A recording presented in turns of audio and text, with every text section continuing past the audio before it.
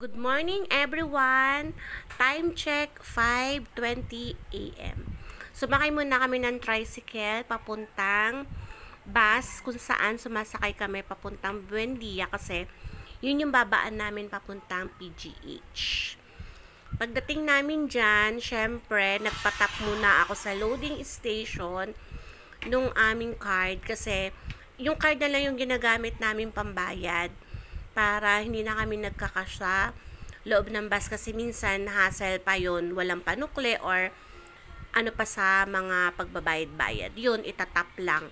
Medyo matagal lang kasi mahaba yung pila ng nagpapaload ng card. Tsaka ngayon, yan na yung ginagamit.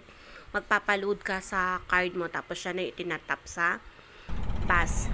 Tapos, pagsakay namin ng bus, nandun kami sa dulo kasi kami na lang yata yung nahuhuling passenger ng mga oras na yan. Kaya kaysa maliit kami, doon na lang din kami sa dulo. Okay naman yung ano namin, yung tayo namin. Tapos, pagbaba namin ng Buendia, nag-jeep na lang kami. Buti, pumayag siyang mag-jeep na lang kami. Medyo maaga pa rin naman. Tapos, bumaba kami sa Paura. Kasi minsan talaga gusto niyan sa taxi sumakay. Siguro dahil hindi masikip. Pero mga oras na yan, buti pumayag. Tapos tawiran na, syempre, tatawid ka sa kabila para makapunta ka doon sa PGH. Yan, kaso may ano nga lang yan, may oras kung kailan ka tatawid, baka mabangga ka ng jeep.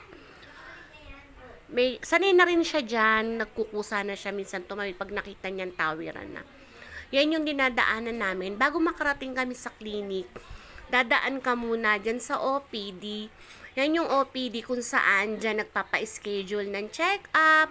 Pwede ding walk-in. Alam ko tumatanggap din sila tapos ng mga naka-schedule. Tapos sila pa yung magsasabi kung saan ka talaga dapat magpa-check up na doktor. Dyan yun sa OPD. Since meron naman kaming CI, dun kami diretso lang yan. Kabila lang yan ng OPD. Yan, lalakad ka lang dyan. O, sanay na nga siya dyan eh. Yung CI, yung PGH, katapat lang ng sa Supreme Court. Kabila lang nun. Kaya minsan may mga nagrarally dyan. Pagpasok namin, yan, dyan siya papasok. Alam niya na kung saan siya dyan papasok pagdating niya dyan ng PGH. Yan, medyo mahaba lang din yung pila ng pagpasok kasi chinecheck din nila yung gamit at saka yung tinatatakan para alam na na-check ng guard kung saan ka talaga pupuntang clinic. Baka, alam nyo na, uso ngayon yung mga modus, mandurugas, kasi miski may nagnunguha talaga ng hindi kanyang gamit. Kaya kailangan talaga i-check at siguraduhin ng guard na kung saan siya talaga pupuntang clinic. Tapos, yan, papasok siya dyan. Dyan kami pumapasok. Diyan, papasok kami diyan. O, miski dyan, miski summer na, Pasko pa rin dyan. May mga parol pa din. Yan, dadaan kami dito.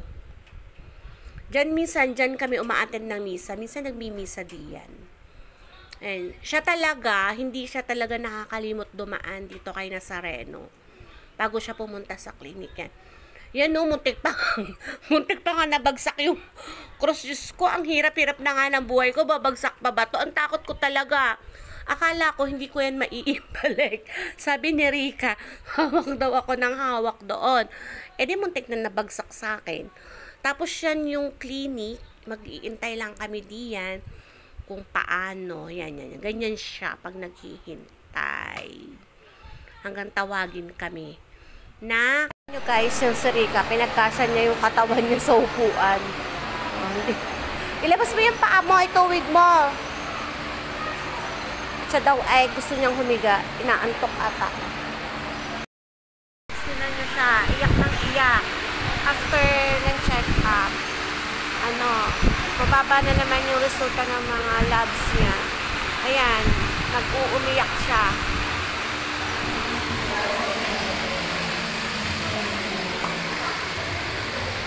Ayaw niya kasi na bumababa yung mga resulta ng laboratory niya kasi nalulungkot siya.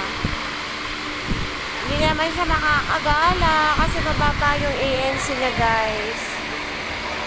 Iyak siya ng iyak. Kanina pa yan nag-uumiyak. Ayaw makinig sa akin na huwag umiyak. After After ng check-up yon, pauwi na kami. Medyo maaga pa yan, parang 5:30 ng hapon.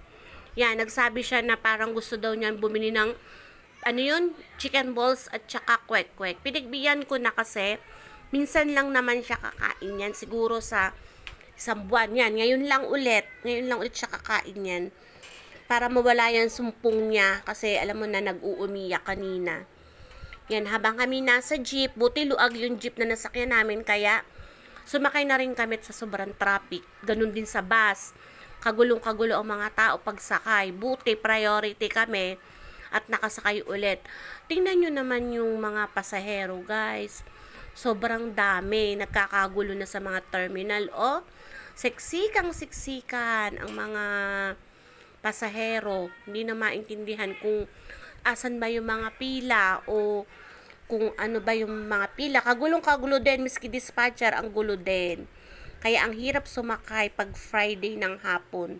Tapos syempre election pa, kaya kailangan talagang umuwi para bumoto sa election. Kaso ayan naman na ang pila.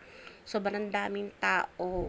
Sana makauwi sila ng ligtas. Kasi kami okay na, nasa bus na kami.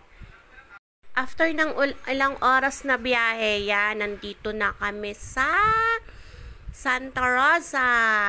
Mga 7:30 nasa Santa Rosa na kami, terminal. Yan, Panginoon, thank you kahit ganun ang nangyari, medyo hindi okay yung resulta ng mga labs niya. Balik kami sa Friday para uli i-check up yung laboratory niya. Thank you kasi safety po kaming nakauwi sa amin at ganun din po sana, Lord, lagi po nyo kaming ingatan at gabayan para mas okay po laging bumiyahe si Rika, at syempre palakasin nyo po ang kanyang katawan para sa susunod na schedule po ay okay na po yung mga resulta ng laboratories niya at hindi na po siya umiyak. Pagbaba naman namin ng terminal, ayun, sakto may dumaan na minibus papuntang kanto para at least miski traffic, okay naman kasi aircon yan. Tapos sumakay kami ng tricycle pauwi. Bale, 2 sakay bago kami makarating sa amin. Pagdating namin ng gate ng aming papunta sa bahay, yan, naglakad na lang kami. Medyo malapit-lapit din naman, kaya okay lang na maglakad siya. Yan, medyo hindi siya pa happy. Alam nyo na, may sumpong-sumpong yan. Kaya yan, ganyan. Siguro 8 PM na kami nakarating ng bahay. Thank you, Lord. At nakarating po kami ng ligtas at maayos sa bahay. Bye-bye!